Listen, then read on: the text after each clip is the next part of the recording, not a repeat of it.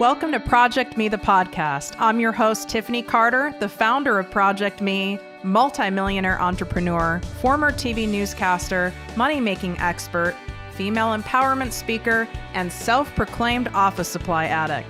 My mission is to take the mystery out of making big money. Every week on ProjectME, the podcast, I'll share success tips, strategies, and stories from other entrepreneurs, experts, and millionaires, showing you exactly how you can achieve your most exceptional life. Now let's get to it.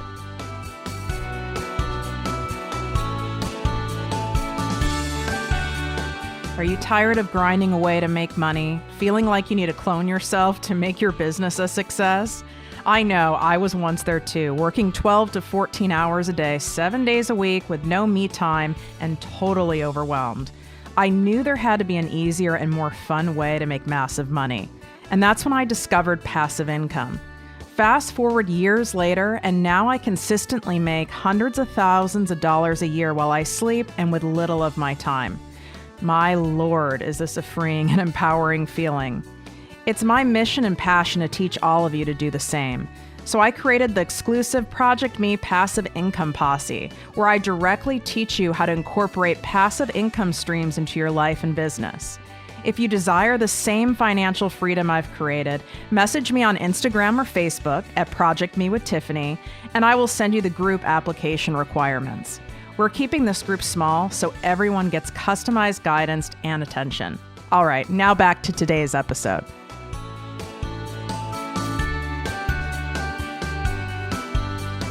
Welcome to the podcast and posse, ProjectME with Tiffany Carter. You guys, I have on someone that I've known probably longer than anyone else in my life, aside from the woman who birthed me.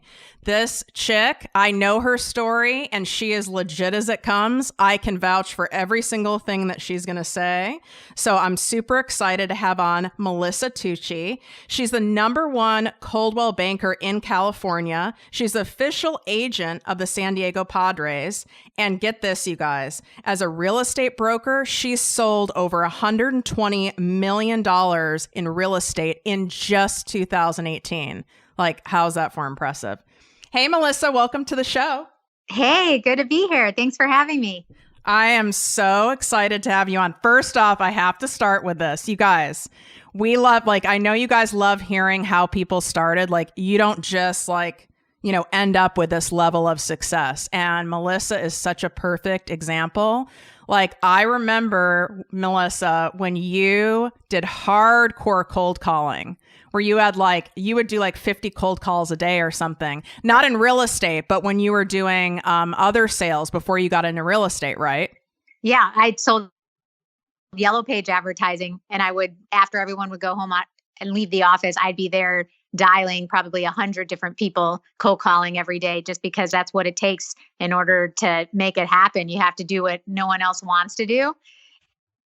And I've just always had that. I mean, it's so crazy, you guys. I remember, I have a weird memory. It's I'll forget where I put my glasses, but then I remember shit from a long time ago.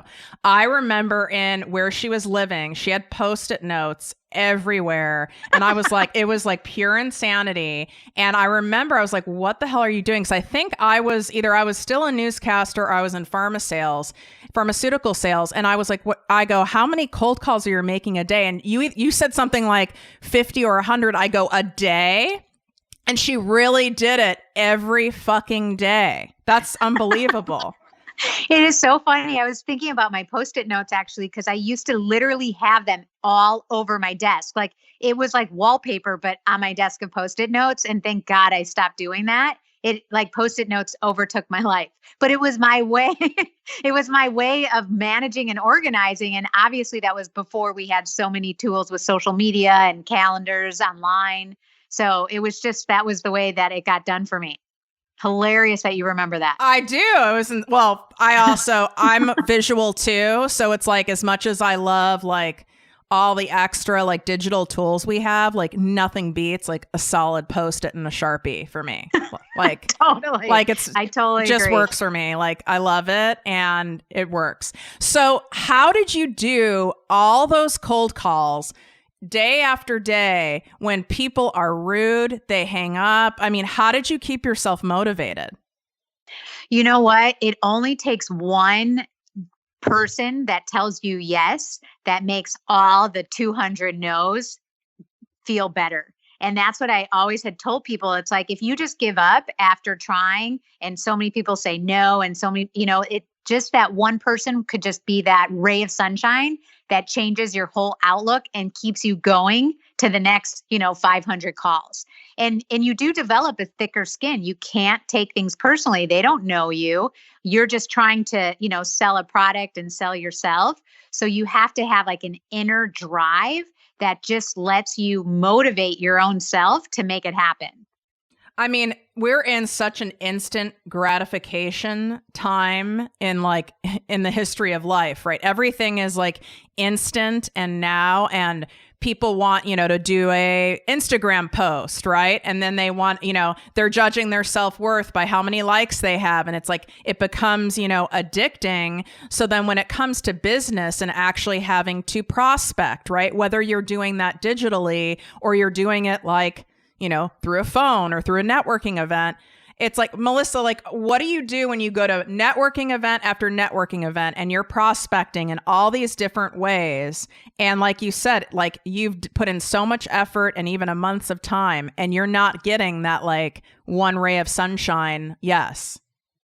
You keep going, because if you know that you're meant to do what you're meant to do, you keep going. I mean, there's people that have struggled for years and they finally get their big break. But the reality is, then try something. If you're not good, hypothetically, if you're not good at cold calling, then maybe go door knocking, maybe do different things on social media. I mean, find what works for you, but don't just give up after, a day or a week or a month. I mean, give it like a solid 6 months and make a valid effort, because if it was easy, everyone would do it. And I always tell people that it's like, people are like, how did you, become so successful, or how did you be able to sell all these properties? And it's like, it doesn't just happen overnight. It's years of hard work. And even to this day, I still have to be persistent. People still tell me no. No, life is not a bed of roses. And I wish I could say every appointment I go on, everyone is going to love me and everyone wants to use me, but that's not the case, and when those days happen, you pick yourself up, you dust yourself off, and you go on, and then something great happens. And that's really how I look at it. I mean, it's hard for people, and I know you were once there. I mean, obviously now you have millions in the bank. I mean, I don't know your bank account, but I can do math. You sell 120 million of real estate in just last year alone. And even if you made only 3% commission on it, which you're a broker, so you probably make closer to 6, we can all do the math. So you have, you obviously have a cushion, right? You and your family are fine, right? You're going to be just fine. And so when there's that mentality, right, where you worked that hard and you have that cushion, right? I know that feeling too. It's like, it's not as scary, or it's not as heavy of a weight when you get told a lot of no's, or maybe a really big real estate deal doesn't work out, because it's not about you can't buy your kids clothes for school or feed them, right? But a lot of people are in a more of a desperate space where they need to make their rent payment. They need to pay their college tuition back. They have all sorts of stuff like that. But I also know you were once there. You were once there in that spot. You didn't have this giant nest egg backing you up. So how did you not let that fear, desperation energy creep in? It's so funny that you say that, because I honestly never would count any money before I got it. And I was never, who doesn't obviously to make money, but I was never money driven. I was more success driven, and also just knowing I got the deal made it so much more worthwhile for me than the actual commission or money at the end of the tunnel. And so for me, I never thought oh God, I have to pay my bills, and I never did that. And I think that came across to other people because no one wants to deal with someone who they think is desperate or they feel bad for. They want to deal with someone who they know is confident and could get it done. And because I always have a funny quote like fake it till you make it. Not that you're faking anything, but be confident and know that you're, even if you're not a top producer, you're not at top of your game, act like you are, carry yourself that way, dress that way, and people will treat you that way. And it really transcends and makes a huge difference. So when I was, I remember I had a boss when I was first working at an advertising agency, and he told me to go to the grocery store and get his Diet Coke that didn't come in the can. Sometimes when you get a case of soda, like one of the sodas is empty. Yeah. And he was like, I need you to go to the store and get this can. I paid for 12 and I only got 11. And it was like something went off in my mind that day. I went to the store, I got him a free case, and I was like, I'm never going to be this way and act this way. But I'm like, I am so much more than this. And that comment, for whatever reason, just really drove me. And that's what got me to my success in Yellow Page advertising, just to be my own boss and not have to answer to anyone and just really push yourself. So when people say, like, who motivates you? I motivate myself because that's who I want to be. And I think a lot of people have it backwards. They need someone else to motivate them. But everyone's different, but you just have to find your inner drive. And I know that's really hard for a lot of people, but I found it at a really young age, and I just constantly have been growing and growing from it. Yeah, I'm just so you know, I'm turning my video off because we're losing some traction. So you get to see a really old picture of me. Okay. You're like, oh, I know that girl. So that's what I tell people too, is like, your why can't be cash, because I tried that because I like really nice shit. So I tried the cash being a motivator, and guess what? It's not enough, because once you really make that money and you have, like, let's just say you have millions in the bank, right? It's not enough anymore. It has to be bigger than money to start your own business. Do you agree with that? 100%. You have to have fulfillment in other ways besides money. Money helps pay the bills and get it done, but money is not going to make you happy and not going to make you to a different level of success. And I'm 100% confident. And when people say, otherwise, I totally disagree. What is it? Like, I got to like go on my small real estate rant. I can't tell you how many people that go, oh, I'm a real estate. I do real estate. I'm in real estate. Oh, okay. Like, and they haven't sold a house like ever, or they've sold like one. And it's like, I'm like, I don't understand. Like, I don't even understand how you're like living. It makes no sense.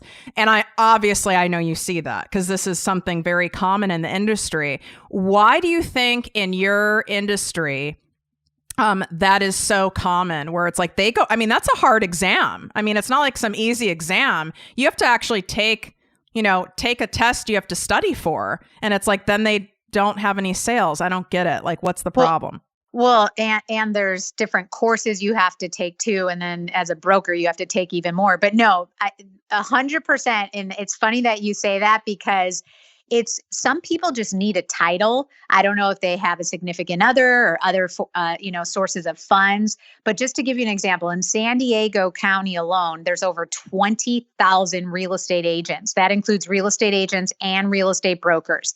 And it used to be the 80-20 rule. Now it's the 90-10 rule. 90% of the business is done by 10% of the agents. So the average real estate agent in the state of California sells 4 houses a year. 4. So that's like, a lot of people, they get their license because they want to have a title versus like maybe they're, have no motivation. They can't get a job. And someone's like, oh, what do you do? Oh, well, I'm a real estate agent. Well, then they feel like validated in their life. But the reality is, taking courses and doing the state exam is not the real world of real estate. You need to get your feet wet and do transactions. It's totally different than an exam, just like anything.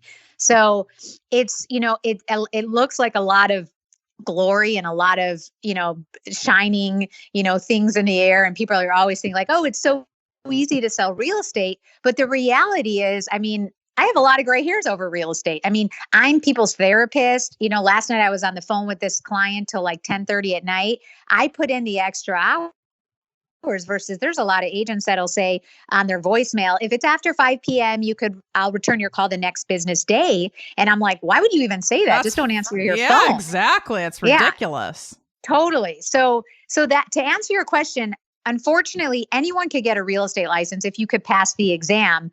But you have to remember, a lot of people, think about 20,000 just random people. A lot of people don't even know how to talk to someone. So like you're trying to sell someone a house or help them buy a house. They want to deal with a professional that they feel confident. That's like, this is one of the biggest decisions of their life. It's the most money people have spent ever in their life. They want, they don't want just, ABC person down the street who just got their license helping them. So, I mean, you do have to start somewhere. But yeah, a lot of these people, they don't sell anything, but they have the title, and that makes them feel good about themselves.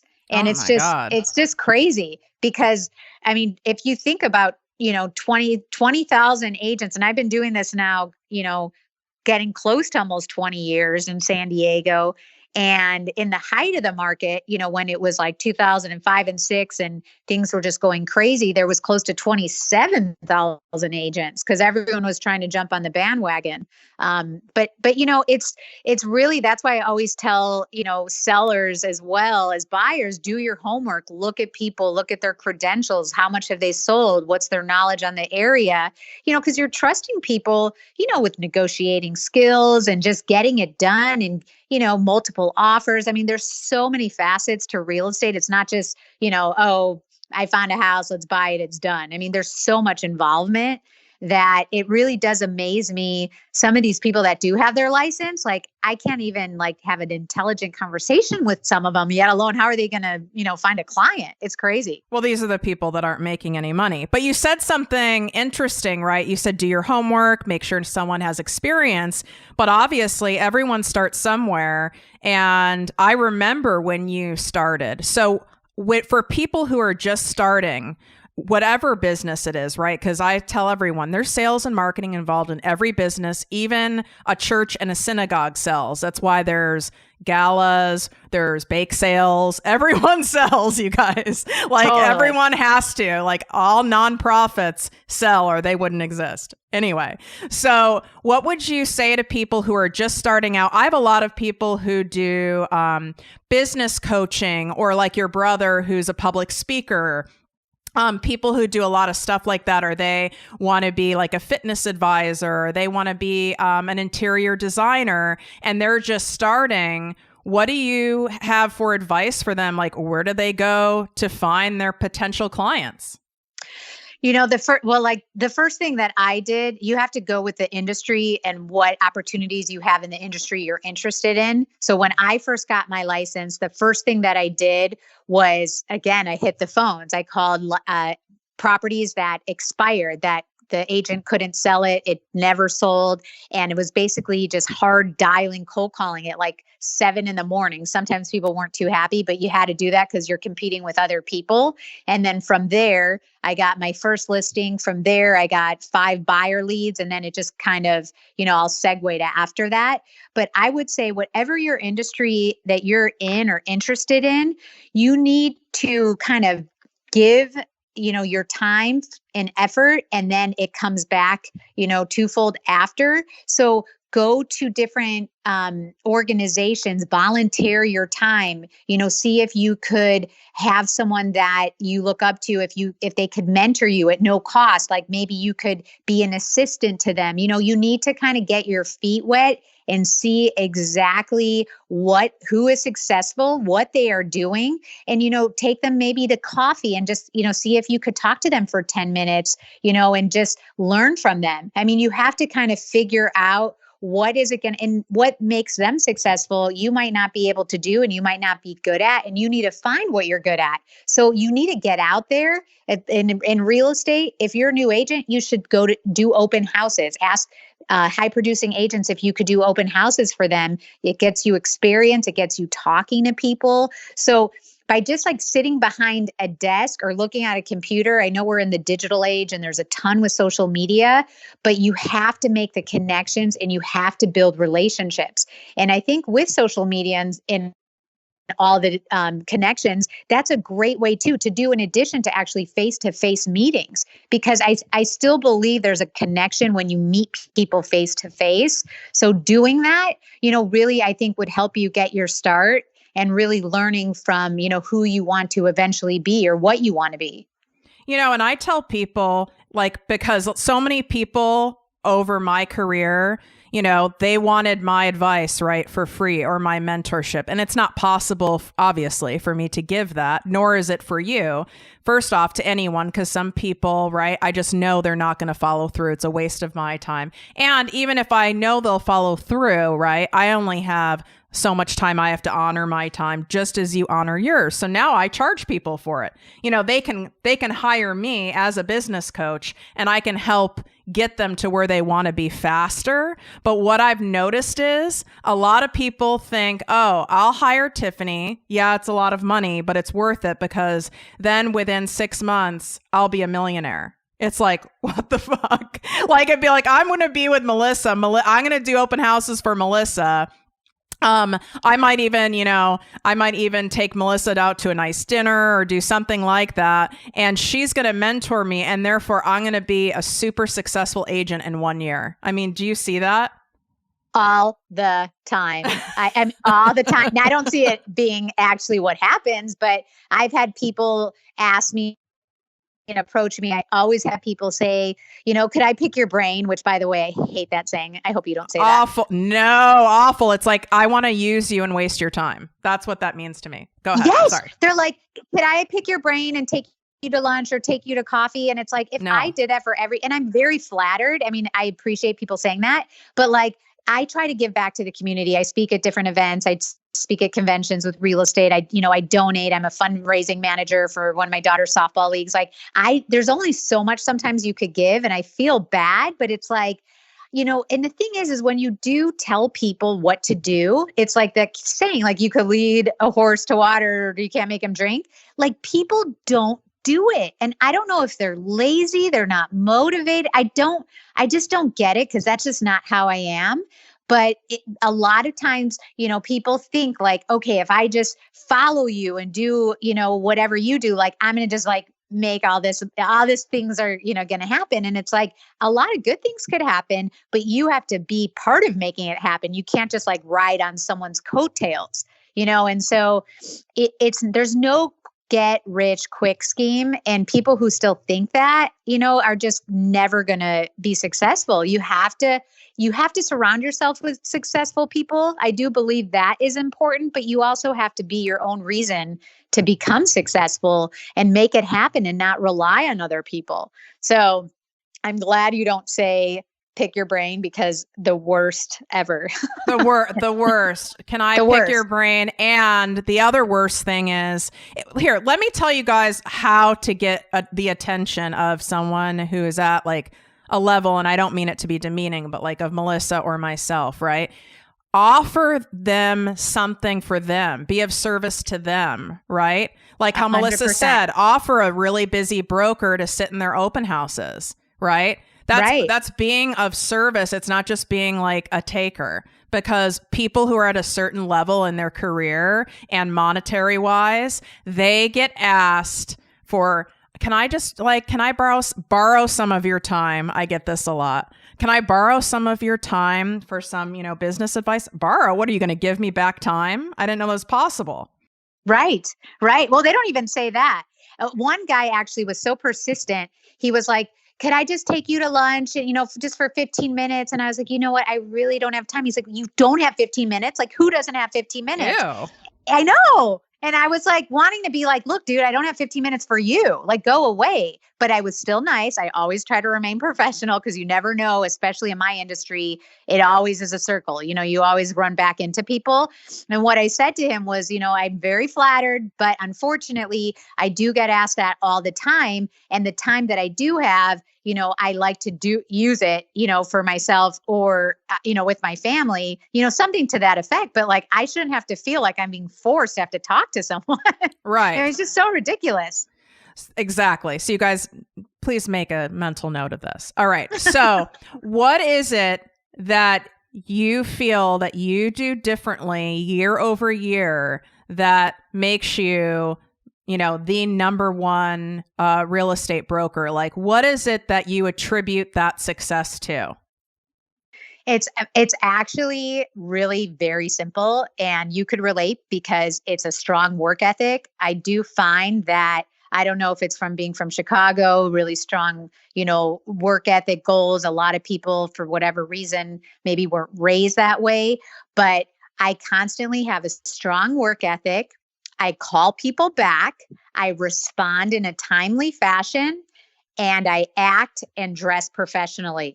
And those things are what's kept me above the rest. And they sound so simple, but it's so true and has made a difference for me along my whole career. And the consistency factor. It's not like, oh, you're just in like a high vibe space for that month, so you do it for 1 month. This is day after day after day after day, right? Day after day after day. Even when you don't feel like it, even when you're in a crap mood. Even when I have 102 fever and I have the flu. I mean, I'm not kidding. Like, I am not in bed crying about feeling horrible. I'm out working, dying, but still making it happen without trying to get people sick. But no, I mean, day after day. And of course, not every day is going to be as good as, an awesome sales day or a great win or, I mean, just like anything, life has its ups and downs, but it's a passion that you have to have. And I always tell people, like, with real estate, for me, it's not a job. It's not a career. It's a way of life. It's who I am. And when you become who you are for what you do and your work and your constant being, it really makes a difference and it shows. And that's why, day after day, like, I get referrals or past clients that reach back out to me. And, I don't have to cold call 100 people anymore. And, if I did, I would do that. But you get to a certain point where a lot of your hard work pays off, but you still have to continue and keep up a certain level and never take it for granted, because things just don't always, just because you're, doing great 10 years in a row, that doesn't mean you're going to have a great, following year. But you always want to work as hard as you're capable of and have the same passion and, same dreams, to make it happen. And I do, and I know sometimes that could sound cheesy, but like, you want to just do things that make you happy. And if you're finding that sometimes some of the things that you're doing, you're just so miserable, then change them, but at least give it a valid effort. Because if you just try it, like, there's a statistic, especially in sales, supposedly the 8th follow-up sales call is the final sales that you get. So if you think about it, I mean, who really wants to call someone 8 times? And sometimes that could be psychotic, but that just goes to show you it doesn't sometimes happen on the first or second time. I mean, I have clients I met with a year ago, I'm still keeping in touch with, they're not ready to sell.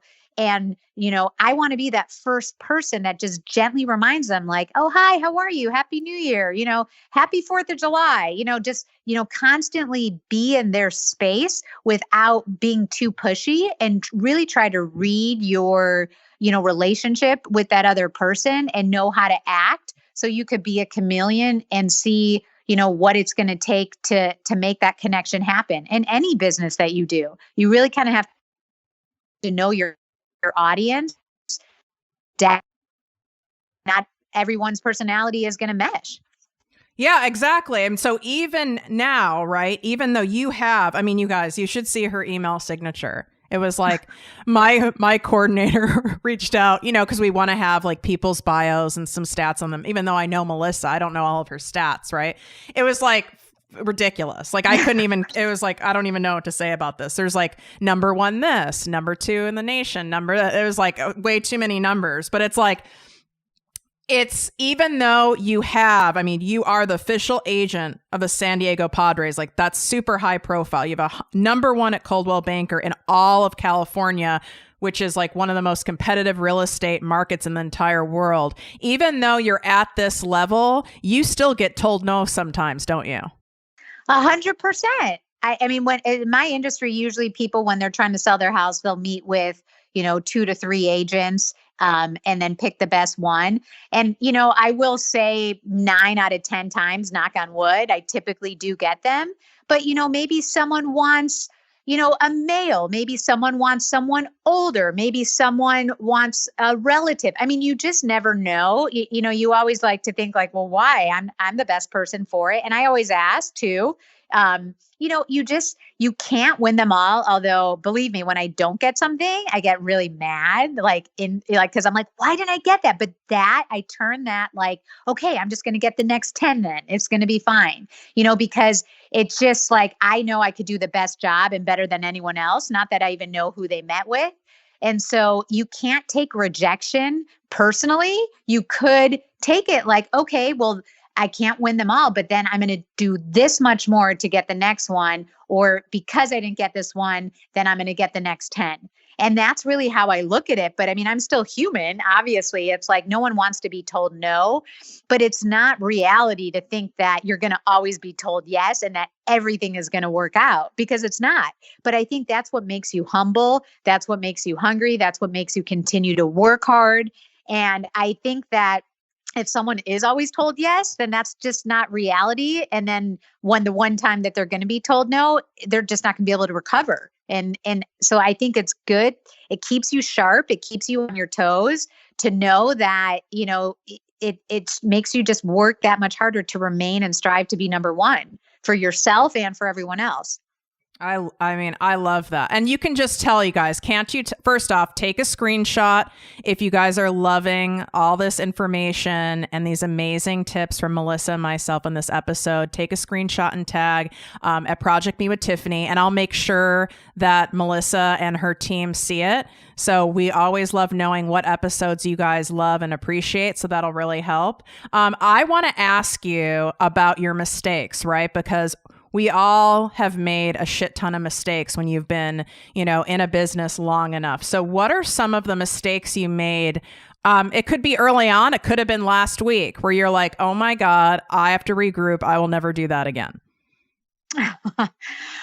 I would say that, I always try to keep my composure and dealing with people, especially agents, but there's a lot of people that have a lot of egos in this industry. And I'm sure in your industry as well. I mean, it's just, unfortunately, it's out there, and people could be condescending, without knowing, that they're on the same level as someone else. And just recently, and I'm always very professional. I never, ever really go outside that box. But I had someone, another real estate agent actually start, talking down to me saying, I've been doing this 35 years. I don't know how long you've been in the industry, and just kind of wanting to hear themselves talk.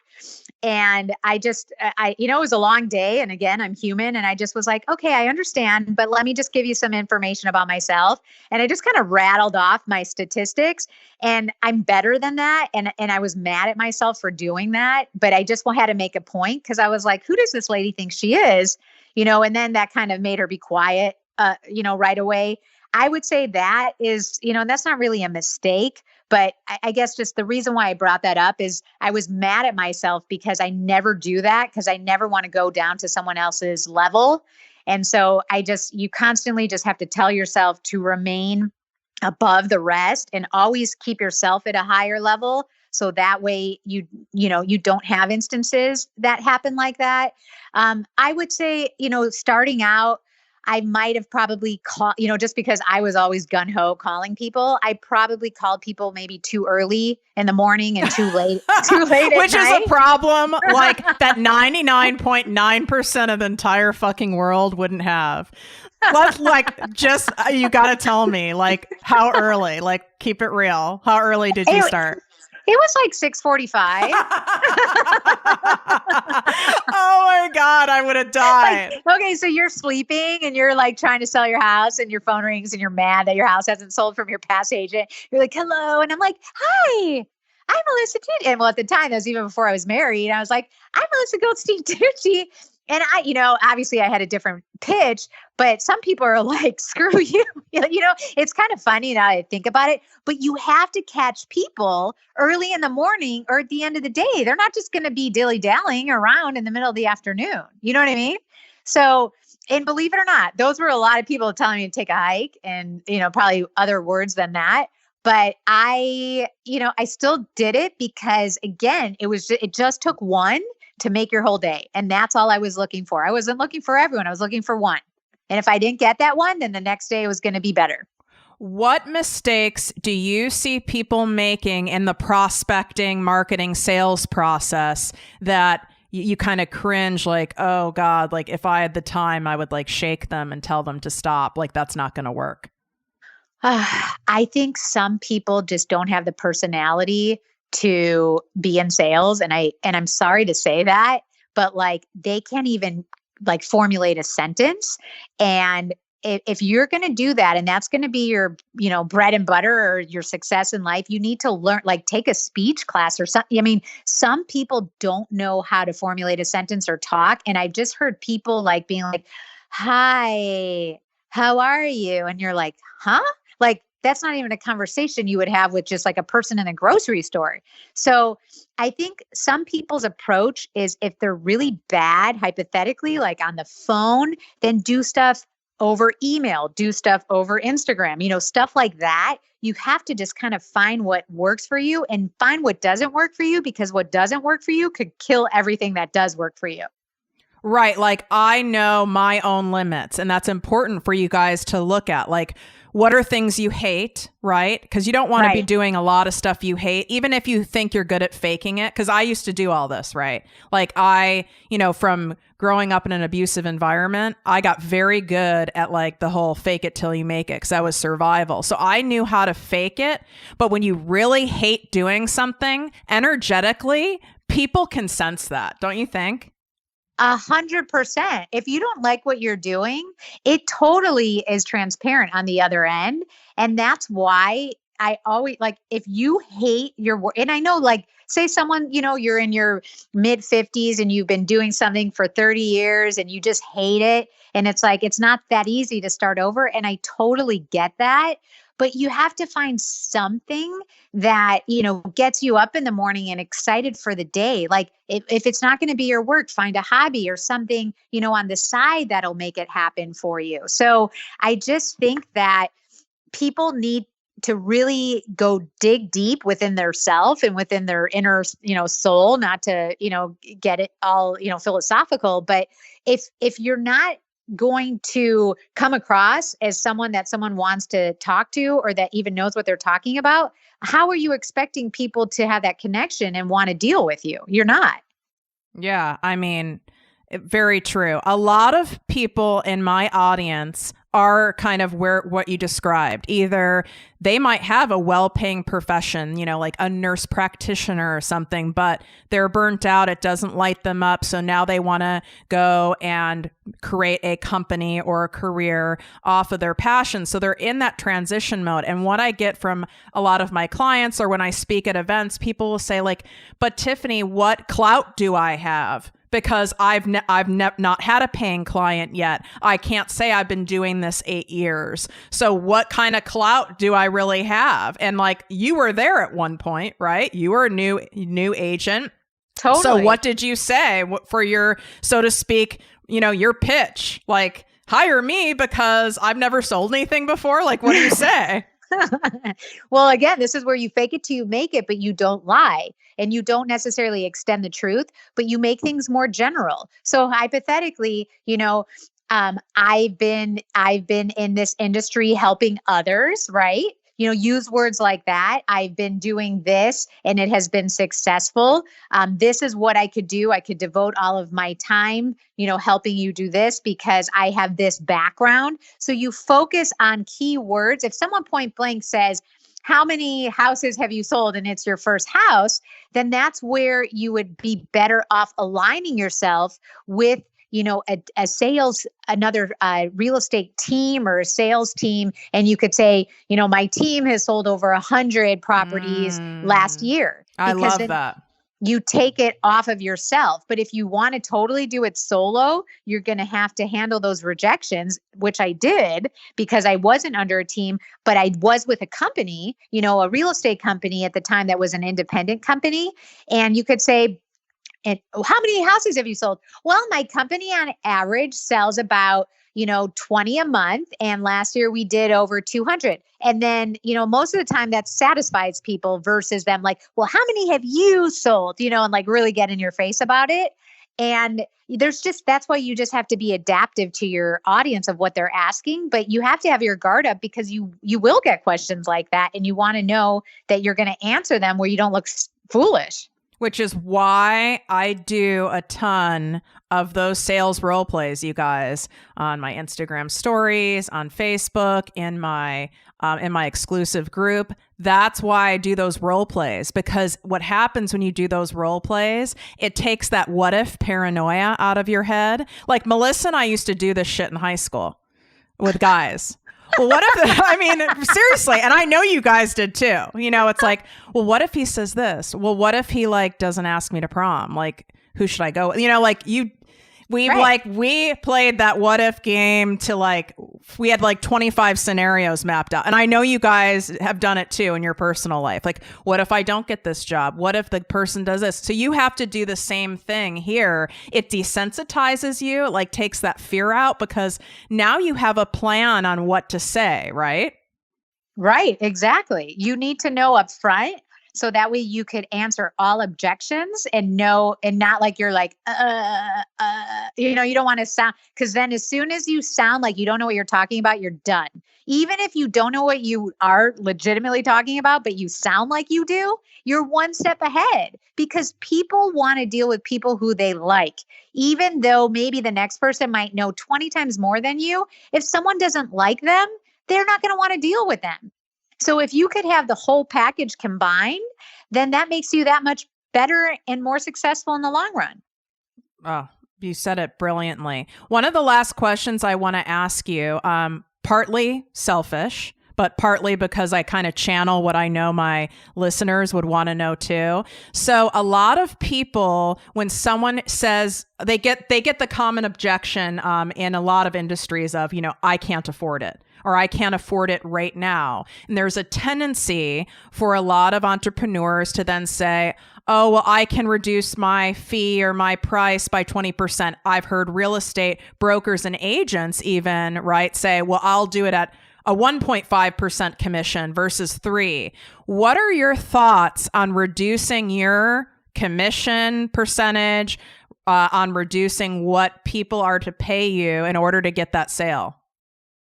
I'm a little bit different actually, because I know some agents or brokers that are like, I absolutely will not cut my fee. I am worth every penny, etc.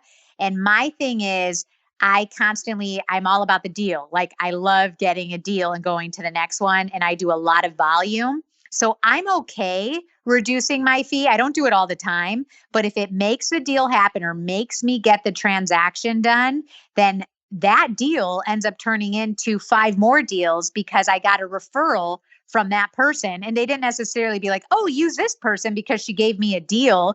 They remembered me doing a good job for them. So for me, I do it on a case-by-case basis, but I'm open to it because I look at the bigger picture. I don't look at, again, the money in front of my face. And you probably don't just automatically jump to reducing your fee when you get that first objection from somebody, right? Correct. Not at all. And I always say, for me personally, I am on a television show that I get to promote my clients' listings. So I have the video crew come out. I'm on a radio talk show, a podcast. I do a lot of social media, all the exposure with the Padres. I do drones, 3D Matterports. I mean, you name it. Like, I know that I do more than any other agent and have more exposure. And so I really try to sell it on that. But sometimes people are all about the percentage, all about the percentage. And, let's be honest, pricing on houses has gone up so substantially. We're not talking like these are small figures. So for me, I'd rather have something of something than nothing of nothing, but it has to be within reason, of course. And so I'm okay at the very end of it, as part of my negotiation. But again, I do it on a case by case basis, and only if I do think that it's worthwhile and will be good for me long term. Love it. Where can people who want to pick your brain? Just kidding. Oh my God, you guys don't do that. I kind of want you guys to, just because I think it'll be funny, but really. I could give you one other word I don't like either, but I'm not going to. That's funny. Oh my God, I love you. Where can people, they want to reach out? Maybe they live in California and they're in real estate, or they're ready to buy properties, whatever it is. What's the best way for them to get in contact with you? They could always email me or call me. I know a lot of times at first people like that introduction. So my name's Melissa Tucci, and I always tell people it's like Gucci, but with a T as in Tom. And then everyone's like, oh, I know how to spell it now. So it's Melissa, TUCCI.com. That's my. And then my email is hold at melissatucci.com. And then my cell phone is the best way to get a hold of me if you want to call me or text me. And that's 619-787-6852. And again, all of that information is on my website at www.melissatucci.com. And I'm happy to always answer any questions. I'm not going to be allowed to have anyone pick my brain, but I would be happy to answer any questions and serve as a resource, for anyone as well. Okay, you guys, this is marked history on the show. Someone gave their cell phone number. So don't be a whack, okay? Respect that. I'm just saying. I was almost not going to, but I go, you know what? People still do call and text, so why not? Well, and it's public information. You have it on your website anyway. It's not like they can't. Oh, I didn't even, what's so funny? I didn't even think about that. Yes, I'm fully exposed on the internet. So if you look up my name, you could look at past videos I've done, my phone number, my email, everything. So yes, I'm hoping anyone would be respectful. But again, I do take calls at 10:30 at night. So you're welcome to reach out to me. Well, it was so great having you on and hearing all your wisdom and catching up. I hope you had a good time. I did. I had a fun time, and I'm so happy for you too. You're awesome. Thanks for having me. And I love watching all of your success too. So I'm really proud and happy for you. Thank you. All right. We'll talk soon. Okay. Sounds good. Bye. If you enjoyed this podcast, please write a 5-star review on iTunes. Not only will this make me super happy, but it will allow more listeners to find our special show. Simply help me help others.